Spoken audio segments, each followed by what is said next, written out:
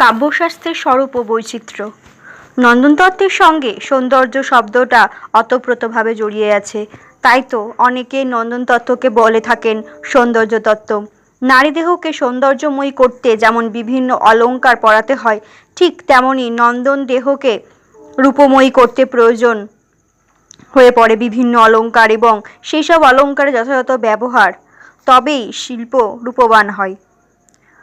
প্রতীচ্যের মধ্যে প্রাচ্য। মূলত প্রাচীন ভারতেও এই সৌন্দর্যের রূপ নিয়ে অনেক চিন্তা ভাবনা হয়েছে। তখন অবশ্য নন্দন বা শিল্প শব্দগুলো আসেনি। তখন একমাত্র আদর্শ ছিল কবিতা বা কাব্য। কিভাবে কোন কোন অলংকার পরালে কাব্য যথার্থ সৌন্দর্যময়ী হয়ে ওঠে, এ কথা প্রথম থেকেই ভাবতে বসেছিলেন তখনকার কাব্য বিশদগণ। তাদের ভাবনা থেকে তখন অনেক তত্ত্ব বেরিয়ে এসেছিল, যেগুলি আজও ধ্রুব হয়ে আছে। তবে এটা ঠিক, কাব্যকে কেন্দ্র করে এখনকার দিনে কাব্যতত্ত্ব বা কাব্যশাস্ত্র নামের উদ্ভব হলেও প্রাচীন যুগে তার পরিচিতি ছিল অলঙ্কার শাস্ত্র নামে। অলঙ্কার শাস্ত্রের মূলে আছে অলং শব্দটি, যার আক্ষরিক অর্থ ভূষণ। সাধারণভাবে নারীদের ভূষিত করা হয় অলঙ্কার দিয়ে, অর্থাৎ মনুষ্য শরীরের ভূষণ অলঙ্কার। তবে কাব্যকেও নিশ্চয় ভূষিত করা যেতে পারে। মানুষের যে কাব্য রচনা করে তাতে থাকে পদ, বাক্য ইত্যাদি। পদ বা বাক্যের ভূষণ যদি অলঙ্কার হয়, তবে নিশ্চয়ই অলঙ্কার দ্বারা কাব্যের সৌন্দর্য সৃষ্টি সম্ভব। অলঙ্কার শাস্ত্রকে যদি ব্যাপকভাবে পর্যবেক্ষণ করা যায়, তবে দেখা যাবে বিভিন্ন আলংকারিক কাব্যের সৌন্দর্য সম্পর্ককে বিভিন্ন মতামত দিয়েছেন। অর্থাৎ ব্যাপক অর্থে অলঙ্কার হলো সৌন্দর্য, আর সংকীর্ণ অর্থে অনুপ্রাস, উপমা ইত্যাদিকেই বোঝানো হয়ে থাকে। সুতরাং অলঙ্কার শাস্ত্র হলো সৌন্দর্য শাস্ত্র বা কাব্য সৌন্দর্য বিজ্ঞান। ইংরেজিতে যাকে বলে অ্যাথেস্টিক অফ পোয়েট্রি, আধুনিক কালের অ্যাসেস্টিক। ভারতীয় কাব্যশাস্ত্রের শুরুতে অলঙ্কারকে সংকীর্ণ অর্থে গ্রহণ করা হয়েছিল। তখন অলঙ্কার যেন কাব্যদেহের বাহ্যিক সৌন্দর্যের মধ্যে সীমাবদ্ধ ছিল। তাদের কাছে অলঙ্কার ছিল অনিত্য। কাব্য শরীরকে সৌন্দর্যময়ী করতে অলঙ্কার যেন আরোপ্য বস্তু হিসাবে ব্যবহৃত হতো। কিন্তু সেই ধারণাকে বদলে দিয়েছিলেন ধ্বনিবাদী বা রসবাদীরা।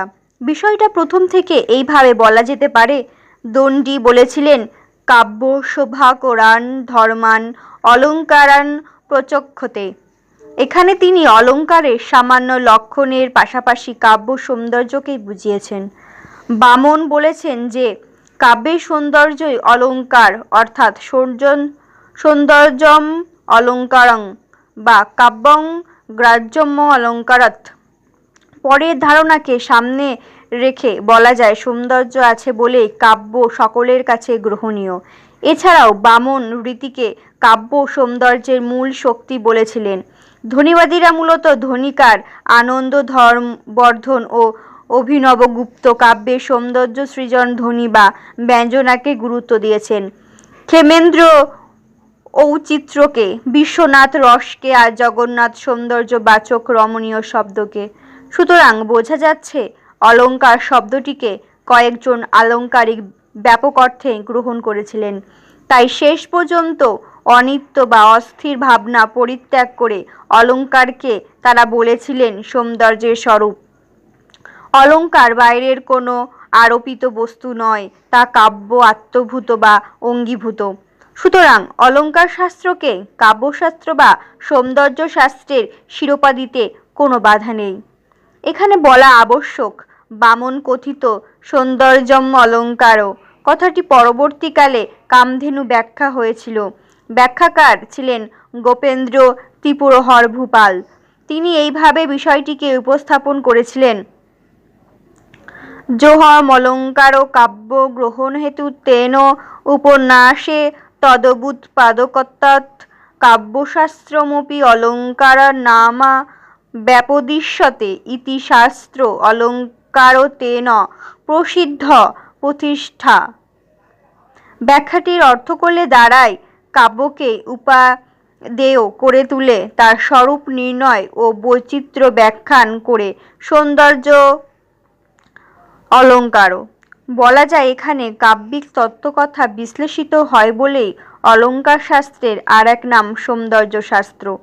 প্রাচীন ভারতের আদি গ্রন্থ বেদ উপনিষদ, মূলত ঋগ্বেদ সংহিতা মন্ত্রই প্রাচীন। সেখানে বা তার আশেপাশে কোনো অলঙ্কার শাস্ত্রের পরিচয় পাওয়া যায় না। এর থেকে অনুমান করা যেতেই পারে খ্রিস্টপূর্ব যুগে কোনো অলঙ্কার শাস্ত্র ভারতের নাট্য শাস্ত্র ব্যতীত লেখা হয়নি।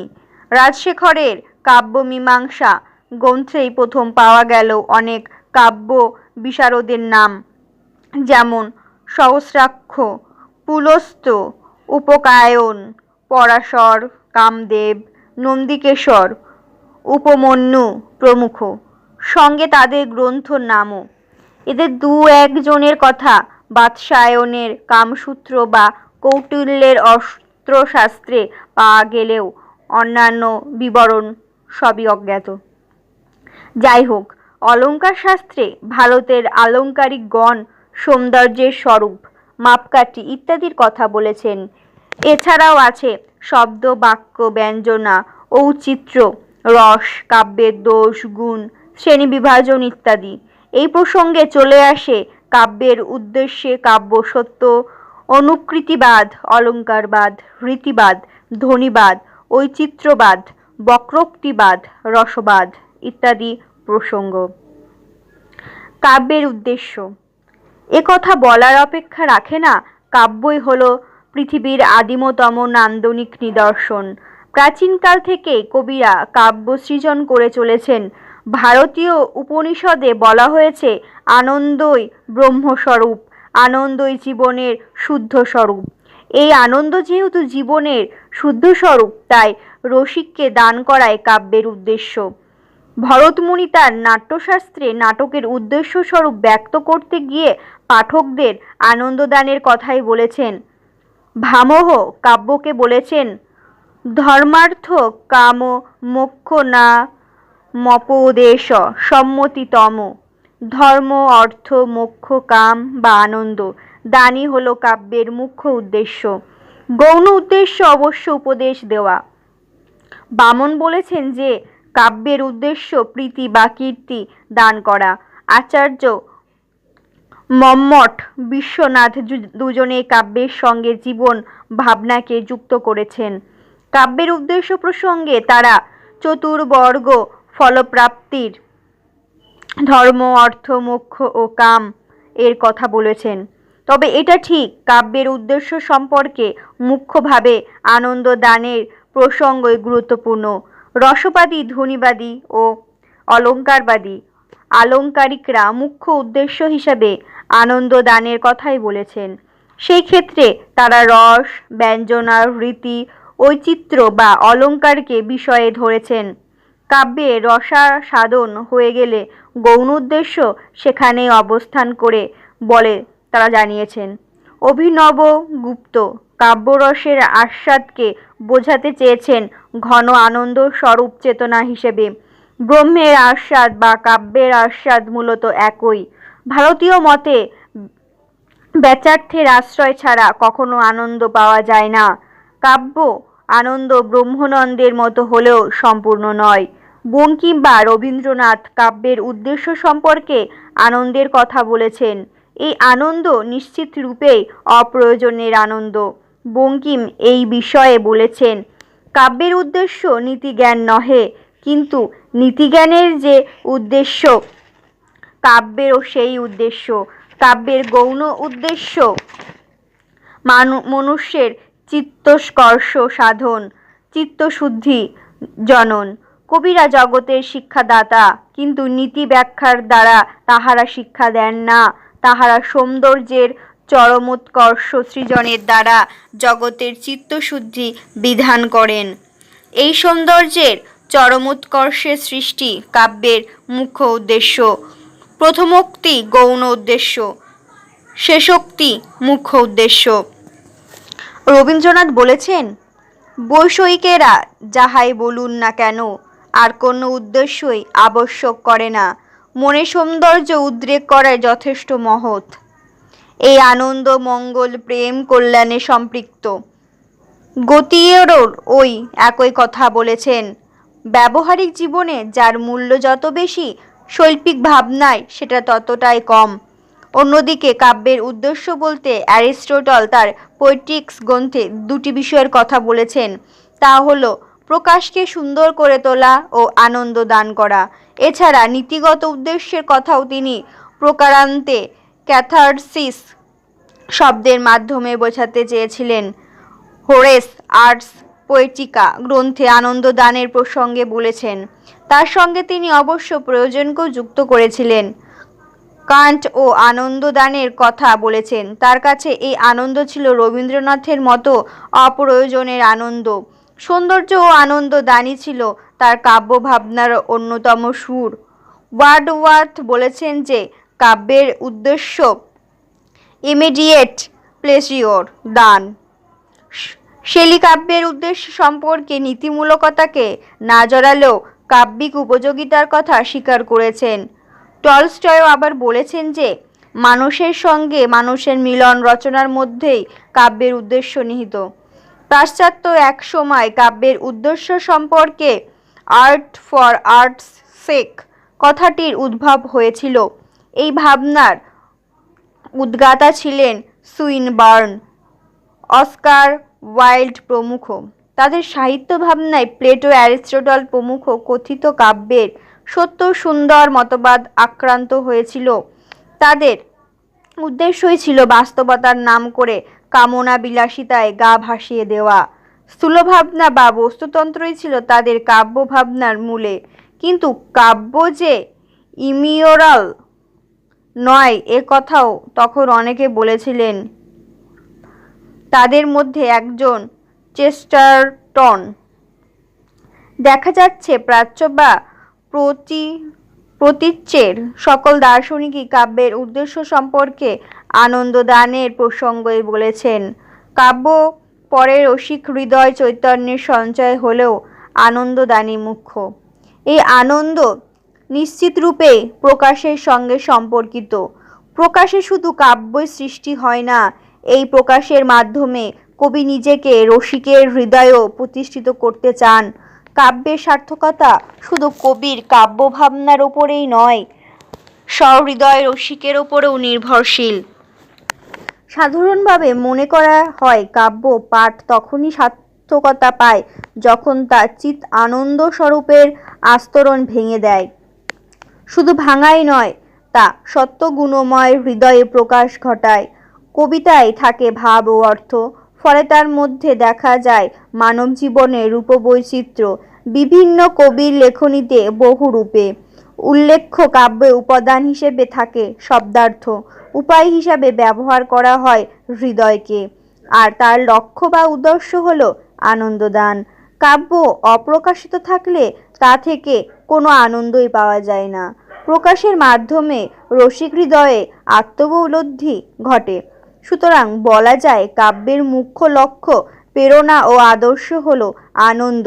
সংস্কৃত আলঙ্কারিকগণ অনেক ক্ষেত্রে এই আনন্দ শব্দটা প্রয়োগ করেননি, তার বদলে এসেছে হ্লাদ, নিবৃত্তি, আহ্লাদ, চমৎকার, রস, ব্যঞ্জনা ইত্যাদি শব্দ। কাব্যসত্য। কবিরা তাদের কাব্যবস্তু জগৎকে সৃজন করেন। চোখে দেখা বাস্তব আর কবির সৃষ্টি বাস্তব যেন অনেকটাই আলাদা। কারণ কাব্যিক অনুকরণের কাব্যের বিষয়ই যেন পরিবর্তন হয়ে যায়। কবির কল্পনায় সৃষ্ট ভাবের জগৎটাই এক কথায় কাব্যসত্য। এই সত্যকে কোনো মতেই বাস্তব জগতে পাওয়া যাবে না। এর অস্তিত্ব অলৌকিক জগতে, যা আমরা হৃদয় দিয়ে অনুভব করি। সাধারণভাবে কাব্যের বিষয় হিসেবে ধরা হয় ঈশ্বর, প্রকৃতি ও মানব জীবনকে। তাছাড়াও যে জগৎ মানুষের যুক্তিবুদ্ধির বাইরে, সেই জগৎকেও কাব্যের অন্তর্ভুক্ত করা হয়। এছাড়া যে কোনো বিষয় কাব্যের অন্তর্ভুক্ত হতে পারে। কাব্যের বিষয় সম্পর্কে আচার্য ভরত ভামহ বস্তু বা অলৌকিক জগতের সব কিছুর কথাই বলেছেন, কিন্তু কবির হাতে পড়লে তা হয়ে যায় কাব্যজগতের বস্তু। ওই বস্তুসমূহের মধ্যে যা যা আমাদের ভাবলোকে সত্য বলে প্রতীয়মান হয় সেটাই কাব্য সত্য। কবি হৃদয়ের অনুরঞ্জনের মধ্যেই থাকে কাব্য সত্য। ভারতীয় আলংকারিকগণ কাব্যের সংজ্ঞাস্বরূপ ইত্যাদি নিয়ে অনেক কথা বললেও কাব্যের সত্য মিথ্যা সম্পর্কে কিছুই বলেননি। কাব্য আস্বাদনে রসিকের চমৎকার হবার কথা বললেও কাব্যের সত্যরূপ সম্পর্কে কোনো কথা শোনা যায় না তাদের কাছ থেকে। তবে রবীন্দ্রনাথ কাব্যের সত্য সম্পর্কে বলেছেন যে এই সত্য অলৌকিক, এই সত্য অখণ্ড, এই সত্য সামগ্রিকতার সম্পূর্ণ। কাব্যের সত্য অনুভূতিবেদ্য, উপলব্ধিময়। আসলে রবীন্দ্রনাথ উপনিষদের মন্ত্রে দীক্ষিত ছিলেন, তাই তার কাব্যসত্য সৌন্দর্য ও মঙ্গলের সঙ্গে সম্পৃক্ত। তিনি বস্তু জীবনের সত্য থেকে কাব্যসত্যকে আলাদা ভেবেছিলেন। মানব জীবন, প্রকৃতি বা ঈশ্বর সাহিত্য থাকলেও তাকে অনুভূতির রসে ব্যঞ্জিত করতে হবে, তবেই সেটা পাঠক হৃদয়ে সুন্দরভাবে সত্যরূপে প্রতিষ্ঠা পাবে। তিনি সাহিত্য, সাহিত্যের পথে ইত্যাদি গ্রন্থে এইসব নিয়ে অনেক আলোচনা করেছেন। সেখানে তিনি বলতে চেয়েছেন কাব্যসত্য অপ্রত্যক্ষ, অপ্রতীয়মান। তথ্য ও সত্য এর পার্থক্য সূচিত করে তিনি বলেছেন যে তথ্য হলো রূপ আর রস হলো সত্য। রসের সত্য কাব্যের সত্য। বাস্তব জীবনের যুক্তি, বুদ্ধি, বিচার বিবেচনা দিয়ে এই সত্যকে মাপা যায় না। বৈচিত্র্যের মধ্যে সামঞ্জস্যতা, অখণ্ডতা ইত্যাদির মধ্যেই কাব্যসত্য নিহিত। পাশ্চাত্যে দার্শনিক প্লেটো কাব্যসত্যকে একবারে স্বীকার করেননি। অ্যারিস্টটল বলেছেন যে কবি কর্ম হল সম্ভাব্য সত্যের অনুকরণ। তিনি বলেছেন one should prefer impossibilities if probable rather than possibilities that are unconvincing। এই বক্তব্য থেকে বোঝা যায় কাব্য সত্য বাস্তব সত্য থেকে আলাদা। হোয়াট মে হ্যাপেন, এটাই হলো কাব্যের সত্য। কাব্যের সত্য সর্বজনীন, চিরনবীন। দার্শনিক কান্টের মতে অনুভূতি দিয়েই বস্তুকে উপলব্ধি করলে বোঝা যায় কোনটা কাব্যসত্য, কোনটা বস্তুসত্য। ক্রোচেও বলেছেন যে কবির প্রকাশ্যে একটা ভাব গম্ভীর রসরূপ ফুটে ওঠে, যেখানে চাঞ্চল্য থাকে না। এটাকেই আমরা বলতে পারি কাব্যসত্য। অ্যাডিসনও লৌকিক সত্য থেকে কাব্যসত্যকে আলাদা করেছেন। কল্পনার আনন্দে বস্তুসত্য কাব্যসত্য রূপান্তরিত হয়। অনুভূতি দিয়ে কাব্য পাঠ বা শ্রবণে এই ধরনের সত্যের সঙ্গে সহজেই সম্পৃক্ত হওয়া যায়। অনুকৃতিবাদ। অনুকরণ প্রক্রিয়াকে কেন্দ্র করে গড়ে উঠেছে অনুকৃতিবাদ। প্রাচীন গ্রীসে বহুদিন আগেই অনুকরণ প্রক্রিয়ার সৃষ্টি হয়েছিল। সেখানকার কাব্যতাত্ত্বিকরা শিল্পকে বলতেন মাইমেসিস। প্লেটো, অ্যারিস্টটল হাতে এই মাইমেসিস শব্দটা বহুবার ব্যবহৃত হয়েছে। ইংরেজিতে এই শব্দটার অনুবাদ ইমিটেশন, যাকে বাংলায় বলা হয় অনুকরণ। অনুকৃতিবাদের মূলে রয়েছে এই অনুকরণ। ভরত তার নাট্যশাস্ত্রে নাটককে বলেছেন লোকবৃত্তানুকরণ বা সপ্তদ্বীপানুকরণ। দশরূপক গ্রন্থে ধনঞ্জয় বলেছেন অবস্থানুকৃতি নাট্যম। আবার বিষ্ণু ধর্মোত্তর গ্রন্থে নৃত্য বা চিত্রে তৈলক্যানুকৃতি এর কথা বলা হয়েছে। এই অনুকরণ কখনোই নকলের সঙ্গে সম্পৃক্ত নয়, বলা যেতে পারে নতুন সৃজনের সঙ্গে সম্পৃক্ত। শিল্পে বস্তুর অনুকরণ হয় না, অনুকরণ হয় রূপের বা সৃজন করা হয় রূপকে। অনুকরণের মধ্য দিয়ে একদিকে যেমন বস্তুসমূহের বাহ্যরূপের সদৃশ্যকরণ করা হয়, তেমনি তার মধ্য দিয়ে নবপ্রাণের আবিষ্কারও একেই বলা হয় নবীকরণ। সদৃশীকরণ ও আবিষ্করণ এই দুই ক্রিয়া একত্রীকরণের মধ্যেই রয়েছে অনুকরণের মূল সুর। অনুকরণের মধ্যে দিয়ে ভারতীয় আলংকারিকরা ব্যঞ্জনাকেই প্রাধান্য দিয়েছেন, কখনোই হুবহু বা নকলকে নয়। কাব্য, চিত্র, স্থাপত্য, ভাস্কর্য প্রভৃতিতে কবি ভাবনার স্বরূপ অনুকৃতি করা হয়। এই অনুকৃতির মূলে রয়েছে মানব মনের বিস্ময়বোধ। প্রতীচ্য প্লেটো বা অ্যারিস্টটল অনুকরণ বলতে বুঝিয়েছেন ইডিয়ালাইজিং ইমিটেশন অফ নেচারকে। এর মাধ্যমে যান্ত্রিক উপস্থাপনা বোঝায় না, বোঝায় অনুকরণ, আসলে কোনো নতুন কিছু সৃজনের জন্য মানসিক প্রতিক্রিয়াসূচক উদ্ভাবনা। বুচার অ্যারিস্টটলকৃত ইমিটেশনকে বুঝিয়েছেন ক্রিয়েটিভিটি বা সৃজনশীলতা অর্থে। অনুকরণের মাধ্যমে রূপের অনুরূপ রূপ তৈরি করা হয় খুবই সূক্ষ্মভাবে। শৈল্পিক যে কোনো কিছুই প্রকাশ্য অনুকরণের ভাবনা থাকবেই। অ্যারিস্টটল পূর্বসূরিদের ইমিটেশন ভাবনাকে অনুরূপে ব্যাখ্যা করেছিলেন।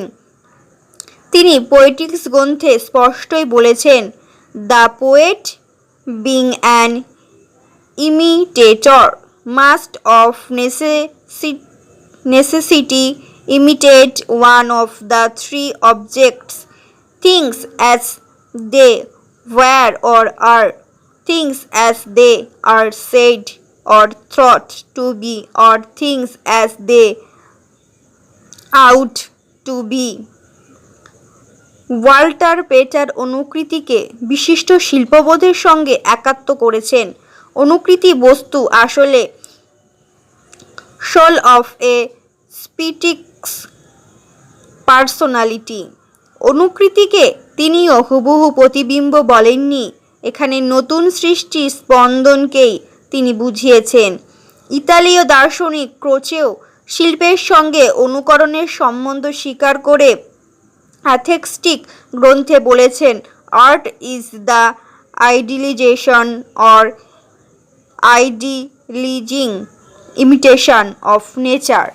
পাশ্চাত্য অনুকরণ শব্দের মধ্যে দিয়ে যে ব্যঞ্জনার কথা বলা হয়েছে, ভারতীয় আলংকারিকরাও তো সেটাই বলতে চেয়েছেন। উভয় দিকের দার্শনিকদের মূল ভাবনা নতুন সৃষ্টির সঙ্গে একাত্ম। উভয়েই অনুকরণের মাধ্যমে নতুন কিছু প্রকাশের কথাই বুঝিয়েছেন। নতুন কিছু সৃষ্টির মূলে সবসময় কাজ করে কবিকল্পনা। অনেকেই বলেছেন যে আধুনিক কালে রিয়ালিজম প্রবণতা অনুকৃতিবাদের জয় ঘোষণা করেছে। অলঙ্কারবাদ। অলঙ্কারবাদের আর এক নাম সৌন্দর্যবাদ হতেই পারে, কারণ ভারতীয় অলঙ্কার শাস্ত্র আর সৌন্দর্য শাস্ত্র মূলত একই। সেই হেতু অলঙ্কৃতকরণ সৌন্দর্যের সঙ্গে সম্পৃক্ত। অবশ্য ব্যাপক অর্থে ব্যবহার করে অলঙ্কারকে সৌন্দর্যের সঙ্গে একাত্ম করা হয়েছে। সংকীর্ণ অর্থে অলঙ্কারকে ব্যবহার করেও অলঙ্কারবাদ নাম দেওয়া যেতে পারে। ভারতীয় কাব্যশাস্ত্রে অলঙ্কারবাদের সূচনা হয়েছিল কাব্য ব্যবহৃত শব্দ ও তার অর্থের ধর্মানুসারে। কবিরা কাব্য যে সব শব্দ ব্যবহার করেন তার তো একটা নির্দিষ্ট অর্থ আছেই, কিন্তু দক্ষতার গুণে সেই শব্দের অর্থ ব্যঞ্জনা সৃষ্টি করে, আর তখনই কাব্যের সৌন্দর্যের সৃষ্টি হয়। ভামহের মতে বক্তোক্তি এই সৌন্দর্যের মূলে থাকে। বিষয়টা আরও জোরালোভাবে প্রতিষ্ঠা করার নিরিখে আচার্য বামন বলেছেন, কাব্যং গ্রাহ্যমলঙ্কারাৎ, অর্থাৎ অলঙ্কারের জন্যই কাব্য গ্রাহ্য বা বিবেচিত। অলঙ্কারের জন্যই কাব্যরস সৃষ্টি হয়, তার সৌন্দর্যকে প্রতিভাত করে। বামন আবার পরেই বলেছেন, সৌন্দর্যমলঙ্কারঃ, অর্থাৎ সৌন্দর্যই অলঙ্কার। বামন এখানে অলঙ্কারকে সংকীর্ণ অর্থে ব্যবহার করতে রাজি হননি। অলঙ্কারকে গুরুত্ব কম দিয়ে গুণকেই মুখ্য ধরেছেন তিনি। তাই তিনি বলেছেন, কাব্য শোভায়া কর্তার ও ধর্মাগুণ। কিন্তু দণ্ডী কাব্যের শোভাবর্ধনকারী সকল ধর্মকেই অলঙ্কার বলেছেন। এক্ষেত্রে কাব্যগুণ, রীতি, ভাজ্যভূষণ হিসেবে বিভিন্ন অলঙ্কারকেও উপমা, রূপক, সভাভক্তি অলঙ্কারের মধ্যে ধরেছেন। সুতরাং দণ্ডীর ভাবনাতেই প্রথম পাওয়া গেল অলঙ্কার শুধুমাত্র বাইরে থেকে আরোপিত ভূষণ নয়, তা কাব্যের আত্মিক ধর্মের সঙ্গে সম্পৃক্ত। বোঝা যাচ্ছে প্রথম দিকের আলঙ্কারিকরা অলঙ্কারকে গ্রহণ করেছিলেন সংকীর্ণ অর্থে। তারা বুঝিয়েছিলেন অলঙ্কার শব্দ বা অর্থের কয়েকটি ধর্মের সঙ্গে সম্পৃক্ত, যেমন অনুপ্রাস, যমক, উপমা, রূপক ইত্যাদি। চুড়ি, দুল, নথ, হার ইত্যাদি পরিধান করলে যেমন নারীদের সৌন্দর্যায়ন ঘটে, তেমনি বাইরে থেকে কাব্যের ওপর বিভিন্ন অলঙ্কার আরোপণ করলে কাব্যদেহের সৌন্দর্যায়ন হয়। অর্থাৎ তারা প্রসাধন সামগ্রী হিসেবে অলঙ্কারকে বিচার করেছিলেন। সেই জন্যই বোধহয় বাণভট্টের কাদম্বরী, সুবন্ধুর বাসবদত্তা বা শ্রীহর্ষের নৈষধচরিত ইত্যাদি গ্রন্থে রসসৃজন পরিবর্তে কবিরা অলঙ্কার চর্চার দিকে বেশি গুরুত্ব দিয়েছিলেন। অলঙ্কারবাদ যে আসলে সৌন্দর্যবাদ, সেই বিষয়টাই প্রথমে যথার্থভাবে বুঝতে পেরেছিলেন ধ্বনিবাদীরা। তারা অলঙ্কারকে ব্যাপক অর্থে গ্রহণ করেছিলেন। তাদের মতে বাইরে থেকে কাব্যের ওপর অলঙ্কার আরোপ করার ওপর কাব্য সৌন্দর্য নির্ভর করে না, কবির কাব্য তো নির্ভর করে নিজস্ব দক্ষতার ওপর বা কবির প্রতিভার ওপর। সেই ক্ষেত্রে আরোপিত অলঙ্কার মুখ্য নয়। এই ধরনের অলঙ্কার আরোপ করলেও কাব্য হতে পারে না, না করলেও হতে পারে। শুধু আরোপিত অলঙ্কারের মধ্যে সৌন্দর্যকে খুঁজে কয়েকজন কাব্যতাত্ত্বিক ভুলই করেছিলেন। কিন্তু ধ্বনিবাদীরা মনে করেন অলঙ্কার আসলে বাক্য ব্যবহৃত শব্দ বা অর্থের অঙ্গীভূত আত্মিক সত্তা। তাই তারা সিদ্ধান্ত নিয়েছিলেন অলঙ্কারকে বাক্য থেকে আলাদা করা যায় না। ধন্যলোক বৃত্তিকে আনন্দবর্ধন স্পষ্টই বলেছেন, রসাক্ষিপ্ত তরা ধন্যবন্ধ শক্য ক্রিয়া ভবেৎ অপৃথগরত্ন নির্বত্যস্য সোহলঙ্কার ধন্যৌ মত। অর্থাৎ রসের প্রতি আকৃষ্ট হয়ে রসের সঙ্গে একইভাবে অলঙ্কার সৃজন সম্ভব। আসলে নারীদেহের লাবণ্যের সঙ্গে তিনি অলঙ্কারকে সম্পৃক্ত করেছেন, যা কখনোই বাইরে থেকে আরোপিত হয় না। ধ্বনিবাদীরা রসধ্বনিকে কাব্যের আত্মা বলেছেন, কারণ কাব্যিক রস নিজেকে প্রকাশ করার জন্যই অলঙ্কারকে আকর্ষণ করে। কাব্যিক ঔচিত্র্য অনুযায়ী অলঙ্কার ব্যবহৃত হয়। রসের প্রয়োজনে অলঙ্কারের সার্থকতা অন্যথায় নয়। সুতরাং বলা যায় অলঙ্কারবাদ আসলেই সৌন্দর্যবাদের নামান্তর। রীতিবাদ। সংস্কৃত অলঙ্কার শাস্ত্রে রীতিবাদের জনক বলা হয় বামনকে। তার আগে অবশ্য ভামহ কাব্যগুণ নিয়ে বিস্তর আলোচনা করেছিলেন, কিন্তু তার মাথায় রীতির কথা আসেনি। দণ্ডী প্রথম রীতির কথা বলেন। তিনি অবশ্য রীতির মধ্যে কাব্যগুণকে অন্তর্ভুক্ত করেছিলেন। বৈদর্ভীরীতিতে তিনি বলেছিলেন 10টি গুণ থাকার কথা, আর গৌড়ীতে 3টি গুণ। কিন্তু বামন সর্বপ্রথম অলঙ্কারের সঙ্গে গুণের পার্থক্য সূচনা করেছিলেন। তিনি কাব্যগুণের ওপর ভিত্তি করে প্রতিষ্ঠা করেন রীতিবাদকে। রীতি সম্পর্কে সূত্রালঙ্কার বৃত্তিকে বলা বামনের কথাগুলি আজও অনেকটাই প্রাসঙ্গিক। তিনি বলেছিলেন, রীতিত আত্মা কাব্যস্য। তিনি প্রথম কাব্যের আত্মাকে রীতি বলে প্রতিষ্ঠা করেছিলেন। রীতিকে বাদ দিয়ে কখনোই কোনো কাব্য সার্থক হতে পারে না। বিশিষ্ট পদ রচনা করতে গেলে রীতিকে মানতেই হবে। বামনের রীতিবাদ আলঙ্কারিকরা সাদরে গ্রহণ করেছিলেন, কেননা তিনিই প্রথম কাব্যের আত্মা নিয়ে ভেবেছিলেন। এই রকমভাবে অর্থাৎ কাব্যের আত্মিক দিক সম্পর্কে ভামহ বা দণ্ডী ভাবেননি। তাদের দৃষ্টিভঙ্গিটাই ছিল বাইরের সঙ্গে সম্পৃক্ত। বামন পরবর্তীকালে রীতি নিয়ে রাজশেখর, রুদ্রট প্রমুখ আলোচনা করলেও তাদের মধ্যে কোনো নতুন কথা ছিল না। তবে রাজানক কুন্তক রীতি সম্পর্কে অনেকটাই বিশ্লেষণ করেছেন। তিনি রীতিকে বক্রোক্তির অন্তর্ভুক্ত করেছিলেন। তার মতে রীতি কোনো বাহ্যিক ব্যাপার নয়, কবির অন্তঃপ্রতিভায় রীতিকে প্রয়োগ করে। তার কাছে কোনো রীতি বড় নয়। এক্ষেত্রে কবির মনোপ্রকৃতি বড়, কারণ স্বভাব অনুযায়ী রীতি প্রতিষ্ঠিত হয়। তবে বামনের মতো রীতিকে তিনি আত্মাস্বরূপ দেখেননি। তার বক্রোক্তিবাদের মধ্যে রীতিবাদ সম্পৃক্ত হয়ে গেছে। অভিনব গুপ্ত বা মন্মথ ভট্ট রীতি সম্পর্কে বিশেষ নতুন কথা না বললেও বিশ্বনাথ রীতিকে পদ সংঘটন বলে উল্লেখ করেছেন, অর্থাৎ পদ সংঘটনা রীতির অঙ্গ সংস্থা বিশেষবৎ উপকর্তৃ রসাদি নামক রীতিকাব্যের রসকে পরিপুষ্ট করে। ইংরেজিতে স্টাইল শব্দটার সঙ্গে অনেকে রীতিকে মিলিয়ে দিয়েছেন, কিন্তু বামন কথিত রীতিবাদের সঙ্গে তার বিশেষ মিল নেই। আসলে স্টাইল লেখকের নিজস্বতা বা লেখক সত্তার সঙ্গে সম্পর্কিত। কাব্যে ব্যবহৃত শব্দ বা বাক্যকে সেখানে লেখকের নিজস্ব সত্তা দ্বারা রঞ্জিত করা হয়। আর বামন কথিত রীতিবাদ হলো একটা পদ্ধতি বা একটা ধারা। এখানে একটি নির্দিষ্ট ধারায় কাব্য লেখা হয়। এখানে শব্দ বা অর্থের বিশেষ বিশেষ গুণ একাত্ম হয়ে কাব্যত্ব ফোটানো হয়। পাশ্চাত্যের প্লেটো অ্যারিস্টটলের ধারণার সঙ্গে ভারতীয় রীতিবাদের কিছুটা মিল আছে, কিন্তু ওয়াটার পেটার, নিউম্যান, রেনে ওয়েলস বা ব্রুফো স্টাইল সম্পর্কে যে ধারণা দিয়েছেন তার সঙ্গে বামন কথিত রীতিবাদের একদমই মিল নেই। বরঞ্চ কুন্তক বক্রোক্তিবাদ প্রসঙ্গে রীতিবাদের যে আলোচনা করেছেন তার সঙ্গে স্টাইলের অনেকটাই মিল আছে।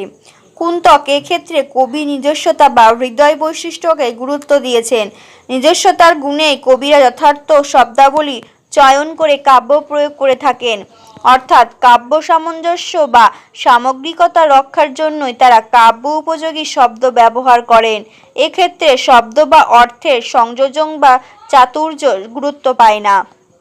কাব্যিক নিজস্বতা বা সৌন্দর্য অন্তর থেকে উত্থিত হয়, এটা বাইরের কোনো ব্যাপার নয়।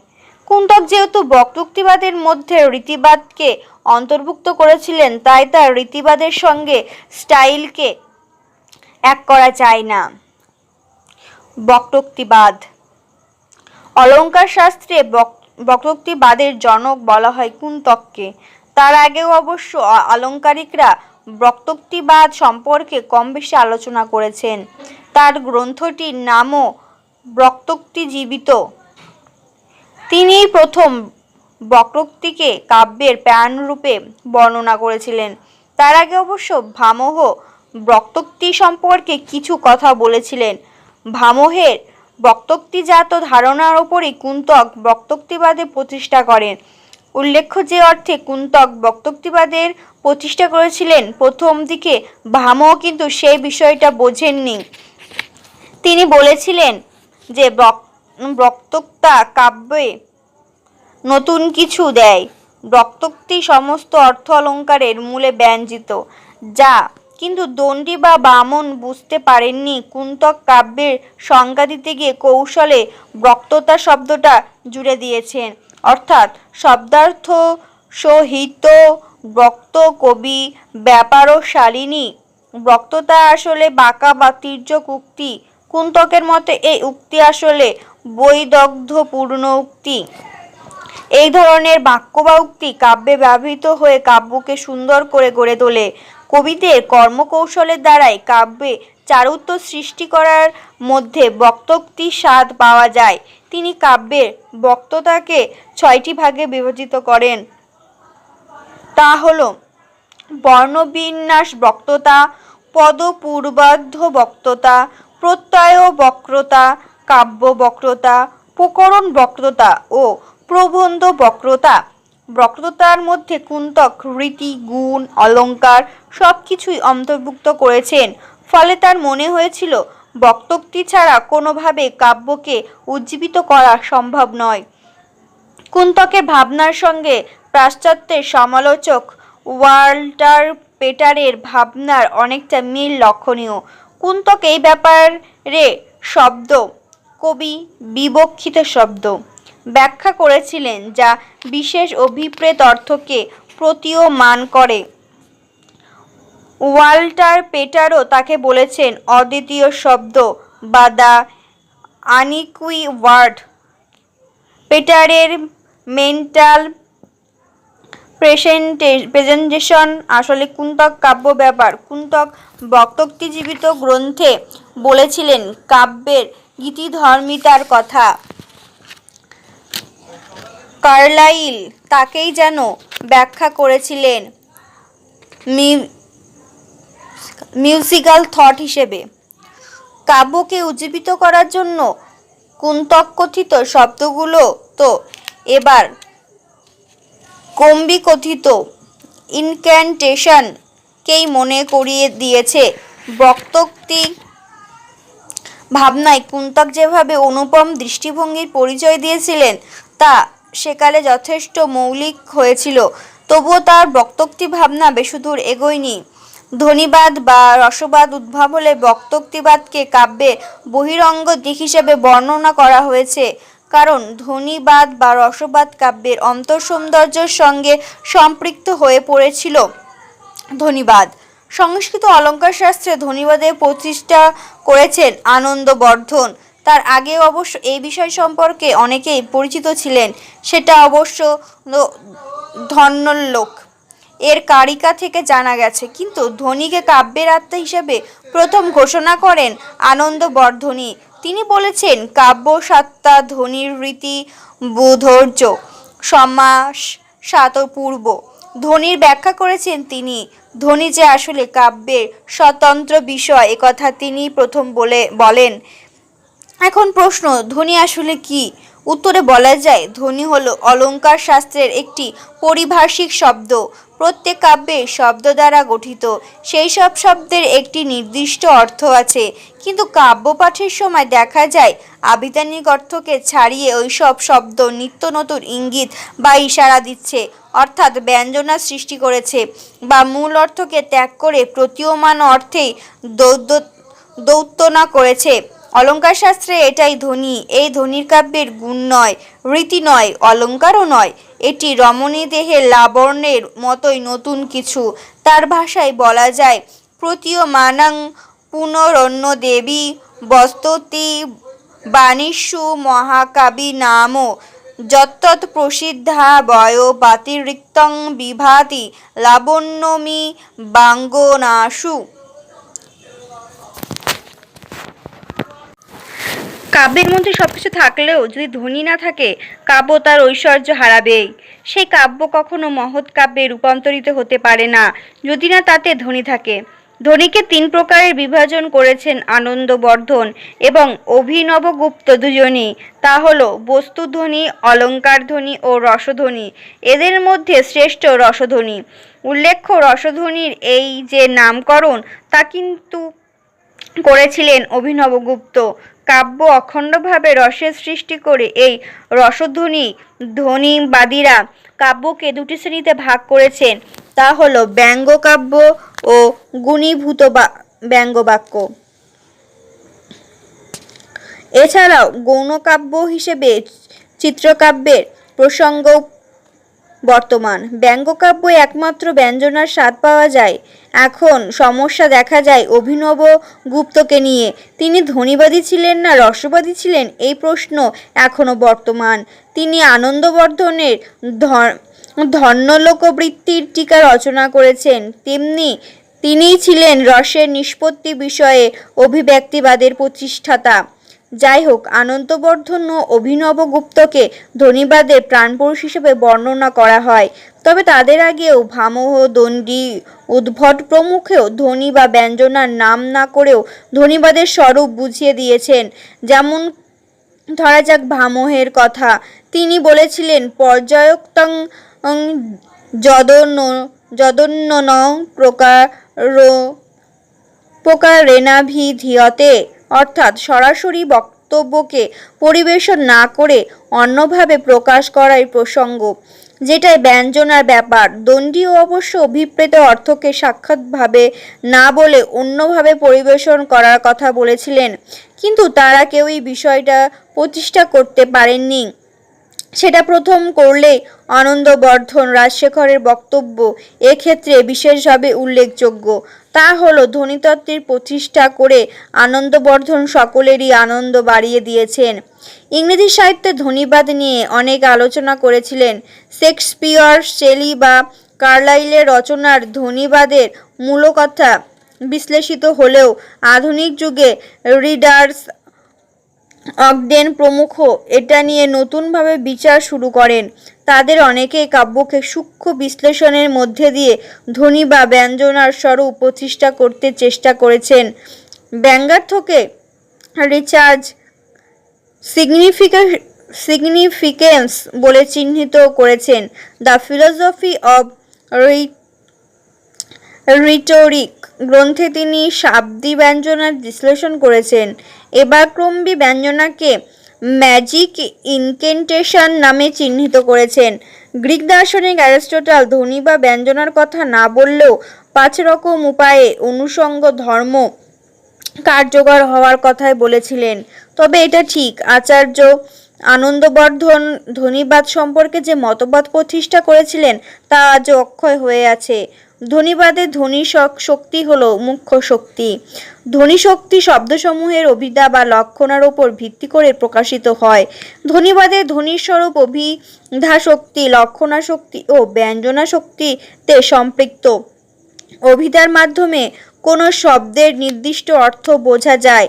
লক্ষণার দ্বারা কোনো শব্দের মুখ্যার্থ ছাড়াও তার সঙ্গে সম্পর্কিত অন্য অর্থ বোঝানো হয়। ব্যঞ্জনা শক্তির সাহায্যে কোনো শব্দে নতুন অর্থ অনুধাবন করা যায়। পরবর্তীকালে ধ্বনিবাদীরা বলেছিলেন শ্রেষ্ঠ কাব্যের লক্ষ্য কাব্যের ব্যঙ্গার্থের দিকে। ধ্বনিবাদীরা কিন্তু ধ্বনি বলতে শুধু ব্যঙ্গার্থকেই বোঝেননি, তারা ব্যঙ্গ ছাড়াও ব্যঞ্জক, ব্যঞ্জনা সব কিছুরই এই অন্তর্ভুক্ত করেছিলেন।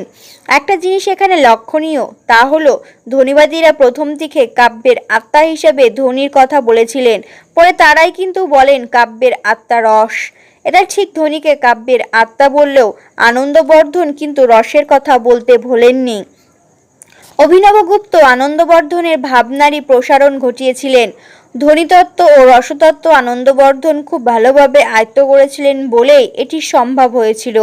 ধ্বনি ও রসের ভাবনা থেকেই তিনি বোধহয় ভেবেছিলেন রসধ্বনি কাব্যের আত্মা। রসধ্বনি কাব্যের ব্যঞ্জনাকে ব্যঞ্জিত করে। চিত্তকাব্য আনন্দবর্ধন ধন্যলোক বৃত্তিতে মূলত কাব্যকে দুটি শ্রেণীতে বিভাজন করেছেন, তা হলো অব্যঙ্গ কাব্য ও সব্যঙ্গ কাব্য। সব্যঙ্গ কাব্যের আবার দুটো শ্রেণী আছে, তা হলো গুণীভূত ব্যঙ্গ কাব্য ও ব্যঙ্গ কাব্য। আর যেসব কাব্যে ব্যঙ্গের স্পর্শ নেই সে কাব্য অব্যঙ্গ কাব্য বা চিত্রকাব্য নামে পরিচিত। চিত্রকাব্যের স্বরূপ বোঝাতে আনন্দবর্ধন লিখেছিলেন প্রধান গুণ ভাবাবং ব্যঙ্গ শৈববং ব্যবস্থিতে কাব্য উভে তত দৃঢ়োদ্যত চিত্তত্রমভিধীয়তে চিত্রং শব্দার্থ ভেদনং দ্বিবিধং চ ব্যবস্থিতম তত কিঞ্চিচ্ছত্ব শব্দ চিত্রং ব্যচ্চিত্রম মত পরম। পৃথিবীর বিভিন্ন সাহিত্য এক ধরনের কাব্যের সন্ধান পাওয়া যায় যেখানে ব্যঞ্জনা নেই, তবুও তা সুন্দর। এই ধরনের কাব্যকে আনন্দবর্ধন বলেছিলেন চিত্রকাব্য। এ ধরনের কাব্য অনুকরণাত্মক, তবুও এটি কাব্যের পর্যায়ে পড়ে না, কারণ কাব্যের প্রাণ এই ধরনের কাব্যে নেই। এই কাব্যে রসধ্বনি সম্পৃক্ত নয়। এই কাব্যেও কিন্তু কবিরায় রচনা করে থাকেন, তবুও এই কাব্য অকাব্য। এই কাব্য নিম্ন শ্রেণীর, এই কাব্য প্রাণহীন আলেখ্য। এই ধরনের কাব্য ব্যঙ্গার্থ প্রকাশ পায় না, রসভাব দুটি অনুপস্থিত থাকে এখানে। বাচ্য ও বাচকের আশ্রয় এই ধরনের কাব্য সৃজন হয়ে থাকে। এই ধরনের কাব্য নীতি বা আদর্শ প্রচারের জন্যই লেখা হয়ে থাকে। কবিরা এখানে রস সৃষ্টির দিকে না তাকিয়ে আলংকারিক চাতুর্য দেখিয়েই মরিয়া হয়ে ওঠেন। প্রকৃত কবি নন, মূলত কবি হওয়া তাগিদেই যেন এই ধরনের কাব্য লেখা হয়ে থাকে। কাব্য প্রতিভাহীন কবিরা এই ধরনের কাব্য রচনার বেশি উৎসাহ বোধ করেন। এই ধরনের কাব্য প্রাণহীন, সৌন্দর্যহীন। কবিদের উদ্দেশ্য যখন পাঠকদের মন জয় করার স্তরে পৌঁছায় তখনই এই ধরনের কাব্য লেখা হয়ে থাকে।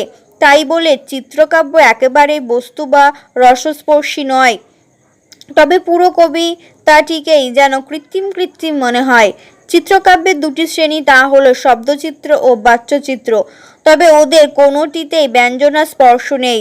অনেক বড় কবিও অনেক সময় চিত্রকাব্য লিখে ফেলেছেন, যেমন রবীন্দ্রনাথের বাকী, সমালোচক ইত্যাদি কবিতা। তাছাড়া বাংলার কবিওয়ালাগণ ঈশ্বরগুপ্ত, কৃষ্ণচন্দ্র মজুমদার প্রমুখর কবিতাও চিত্রের রূপরেখা পাওয়া যায়। অসামঞ্জস্যপূর্ণ কবিরা তো অলংকার দেখানোর জন্য এই ধরনের কবিতা লিখেই চলেছেন। রসবাদ, রস অনুভূতি বেদ্য। কাব্য যে রস থাকে তার স্বাদ ব্রহ্মশাস্ত্রের মতো। অনুভূতির জিনিসকে কখনো তত্ত্ব দিয়ে বিশ্লেষণ করা যায় না। তাই রসতত্ত্বের অতীত কাব্যের সংজ্ঞা দিতে গিয়ে বিশ্বনাথ সাহিত্য দর্পণ গ্রন্থে বলেছিলেন যে বাক্যাং রসাত্মকং কাব্যং, অর্থাৎ রসযুক্ত কাব্যকেই তিনি কাব্যরূপে স্বীকৃতি দিয়েছিলেন। কাব্যের আত্মাকে নির্ণয় করার জন্য রসিক মনের ওপরই নির্ভর করতে হয়। অনেকেই প্রশ্ন করতেই পারে, কাব্যের রস আসলে কি? উত্তরে বলা যায়, কাব্যের যে বিশিষ্ট স্বাদ তারই নাম রস। কাব্য রসিক হৃদয়ের আস্বাদনের পরশ দিলেই তা রূপান্তরিত হয় রসে। কাব্যের আস্বাদ্যমান রসভাবনাকে কেন্দ্র করে গড়ে উঠেছে রসবাদ। রস আস্বাদনের আনন্দের সঙ্গে সম্পৃক্ত সাধারণভাবে কবিদের সৃষ্টি ভাবনার মধ্যে রসের উপকরণ অবস্থিত। মানব হৃদয়ে আনন্দবোধই রসকে সাধারণীকরণ করে। যাই হোক, কাব্যনাট্যকে রসতত্ত্বের মূল ভিত্তির কথা প্রথম বলেছিলেন আচার্য ভরত। তিনি নাট্যশাস্ত্রে লিখেছিলেন, বিভাবানু ভাববিচারী সংযোজগাদো রসনিষ্পত্তি। এখান থেকে বলা যায়, বিভাব অনুভাব ও ব্যভিচারী সহযোগে কাব্যে রসনিষ্পত্তি ঘটে থাকে। মানুষের চিত্তবৃত্তির ওপরেই রসের সংখ্যা নির্ভর করে। ভরত 8টি স্থায়ী ভাব ও 8টি রসের কথা বলেছিলেন, পরে তা বেড়ে 9টি হয়েছে। ভাব রূপান্তর হয়েছিল শান্ত রসে। সেই ভাবগুলি হলো রতি, হাস, শোক, ক্রোধ, উৎসাহ, ভয়, জুগুপ্সা, বিস্ময় ও শম। আর ভাবের রসসমূহ হলো শৃঙ্গার, হাস্য, করুণ, রৌদ্র, বীর, ভয়ানক, বীভৎস, অদ্ভুত ও শান্ত। রসনিষ্পত্তিতে বিভাব লৌকিক জগতের রতি ইত্যাদি ভাবের সৃষ্টি করে। অনুভাবে ভাবরূপ কারণে লৌকিক কাজ প্রকাশ পায়।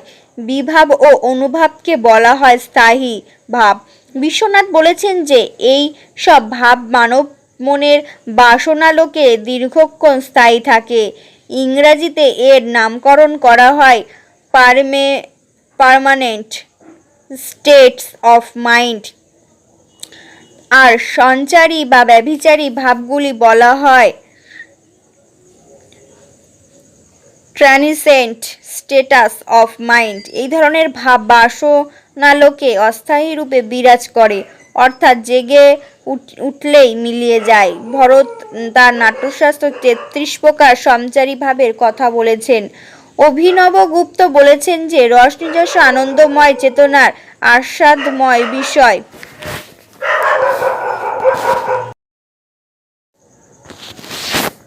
বিশ্বনাথের মতে রস আত্মস্বরূপ। লৌকিক জাতের রস বস্তুর নির্যাস, কাব্যরস কাব্যের নির্যাস, তা আস্বাদ্য। আচার্য ভরত তার নাট্যশাস্ত্র অভিনবগুপ্ত, ধর্মলোকলোচন ও অভিনব ভারতীয় টিকা রচনা মাধ্যমে রসবাদকে প্রতিষ্ঠা করেছিলেন। পরবর্তীকালে মম্মট ভট্ট বিশ্বনাথও স্বীকার করে নিয়েছেন। বিশেষ করে অভিনবগুপ্ত রসধ্বনির মাধ্যমে যে রসবাদকে প্রতিষ্ঠা করেছিলেন তারই প্রতিধ্বনি যেন করেছেন বিশ্বনাথ। তিনি বলতে পেরেছিলেন, রসই কাব্যের প্রাণ। রসযুক্ত কাব্যই কাব্য সৃজন করে, রস ছাড়া কাব্য হতে পারে না ইত্যাদি। তবে এটা ঠিক, বস্তু থেকে রসানুভব সৃষ্টির জন্য 3টি স্তর অতিক্রম করতে হয়। তা হলো বাহ্য জগৎ, কাব্যজগৎ ও হৃদয় জগৎ। বাইরের বস্তুসমূহে শব্দাদির মাধ্যমে কাব্যের বিষয় হয়, তা বাসনা দ্বারা ভাবলোকে স্ফুরিত হলে রস সৃষ্টি হয়, অতঃপর হৃদয় জগতে তা আস্বাদিত হয়। বিশ্বনাথ রসের সংজ্ঞা দিতে গিয়ে বলেছেন যে লোকাত্তর চমৎকারিতই রসের প্রাণ। ইন্দ্র দ্বারা রসকে বোঝা যায় না, বুঝতে হয় আত্মা দিয়ে। পাশ্চাত্য অ্যারিস্টটল পোয়েটিক্স গ্রন্থে বলেছেন যে কাব্য রসাত্মক, ইমোশনাল ডাইলাইট। কাব্যের উদ্দেশ্য আনন্দ দান করা, তা সৃষ্টি হয় ভাব থেকে। কাব্যের রসের সাধারণীকরণ ঘটে। রস যেমন হৃদয়, তেমনি সামাজিক। বার্কসো, ক্রোচে প্রমুখ কাব্যভাবের উদ্দীপন স্বীকার করেছেন। ক্রোচে যে পোয়েটিক্স আইডিয়ালাইজেশন এর কথা বলেছেন তা বিভিন্ন ভাব ও কার্যকরণের কথাই মনে করিয়ে দেয়। শেলি গভীরতম দুঃখের রসকে শ্রেষ্ঠ রস বলেছেন, এটা প্রতীচ্য অ্যারিস্টটল বলেছিলেন। আবার অভিনবগুপ্ত বলেছেন প্রাচ্য। ওয়ার্ডসওয়ার্থ কবিপুরুষের দিক থেকে রসের সাধারণীকরণের কথা বলেছিলেন। অভিনবগুপ্ত আনন্দবর্ধনের ধ্বনিবাদকে সামনে রেখে ভরতকথিত রসনিষ্পত্তির বিচার করেছিলেন। ভট্টলট এর উৎপত্তিবাদ সম্পর্কে তিনি বলেছেন যে রস উৎপন্ন হয় না। ভট্টশঙ্কুক যে অনুমতিবাদের কথা বলেছিলেন সেটাও তিনি খণ্ডন করে বলেছেন যে রসের অনুমাপ্য হয় না। তার মতে রস ব্যঞ্জিত হয় বা অভিব্যক্ত হয়। আচার্য ভরতকথিত রসনিষ্পত্তির তাৎপর্যমূলক দিকই হল অভিনব গুপ্তের অভিব্যক্তি বা অভিব্যক্তিবাদ। অবশেষে এই ভাবনারই পরিবর্তন রূপ লক্ষ্য করা গেল বিশ্বনাথের ভাবনায়। সেটাই রূপান্তরিত হয়েছে কাব্যের আত্মারূপে। ঔচিত্যবাদ। ঔচিত্য শব্দের সঙ্গে উচিত শব্দটার যোগ খুবই নিবিড়। কাব্যের ক্ষেত্রে কোথায় কোন শব্দ, বাক্য বা অলঙ্কার প্রয়োগ করা উচিত তার নির্দেশ করে ঔচিত্যবাদ। পরিষ্কার বোঝা যাচ্ছে ঔচিত্যের সঙ্গে কাব্যিক সামঞ্জস্যতার একটা যোগ আছে। কাব্য থেকে রস যথাযথভাবে পেতে গেলে ঔচিত্যকে গুরুত্ব দিতেই হয়। সংস্কৃত অলঙ্কার শাস্ত্রে ঔচিত্যবাদের জনক বলা হয় ক্ষেমেন্দ্রকে। এই বিষয়ে তিনি একটা আস্ত গ্রন্থই লিখে ফেলেছেন, নাম ঔচিত্র বিচার চর্চা। তার মতে ঔচিত্র্যই কাব্যের প্রাণ, ঔচিত্র্যই কাব্যকে জীবিত রাখে, অর্থাৎ কাব্যস্য জীবিতম। ক্ষেমেন্দ্রর আগে আনন্দবর্ধন কাব্যের দোষ হিসাবে অনৌচিত্যের কথা বলেছিলেন। তার মনে হয়েছিল অনৌচিত্যের দোষে কাব্য তার যথার্থ সৌন্দর্য হারায়। সুতরাং সকল কবির উচিত এই ধরনের দোষকে পরিহার করা। সব ঠিকঠাক থাকলেও এই ধরনের দোষ কাব্যের রসভঙ্গ ঘটায়, অর্থাৎ অনৌচিত্য ধৃতে নান্যদ রসভঙ্গস্য কারণম। তিনি মনে করেছেন শুধু কাব্যই নয়, প্রবন্ধ বা মুক্তকেও অচিত্যের ধর্ম পালন করা উচিত। ভরত যে নাট্যশাস্ত্র লিখেছিলেন তাতে তিনি সরাসরি ঔচিত্যের কথা বলেননি ঠিকই, কিন্তু অনুভাবে যথার্থ প্রয়োগ বলতে ঔচিত্যের কথাই মনে পড়ে। কুন্তক কাব্য সামঞ্জস্যতা আনার ক্ষেত্রে ঔচিত্যকে গুরুত্ব দিয়েছেন। তিনি মনে করেছিলেন বক্তোক্তির একটা বড় গুণ বা মহৎ কাব্যের বড় গুণ ঔচিত্য, কবি প্রতিভা থেকে ঔচিত্যের সৃষ্টি।